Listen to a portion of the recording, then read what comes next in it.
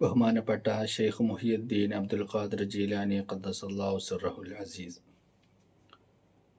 എന്നും ലോകത്തിന് മാതൃകയായ ഒരു ലോക നേതാവായിരുന്നു. ഔലിയാക്കളുടെ സുൽത്താൻ, അല്ലെങ്കിൽ മാതൃകയാക്കപ്പെടാൻ പറ്റുന്ന ഒരു മാന്യദേഹം, അതുമല്ലെങ്കിൽ ഒരു മുജദ്ദിദ്, നവോത്ഥാന നായകൻ, ലോകത്തിന് നന്മ പകർന്ന, ലോകത്തിന് നന്മയിലേക്ക് മാടി വിളിച്ച, ലോകത്തിൻ്റെ ഒരു മഹോന്നതനായ നേതാവിൻ്റെ ഓർമ്മയായി ലോകം കണക്കാക്കുന്ന ദിനത്തിലേക്കാണ് നാം അടുക്കുന്നത്. ഇതിൽ നിന്ന് നമുക്കെന്താണ് ഉൾക്കൊള്ളാൻ സാധിക്കുന്നത്?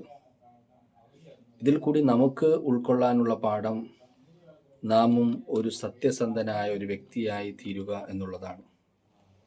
നമ്മെ അള്ളാഹു അതിന് അനുഗ്രഹിക്കുമാറാകട്ടെ.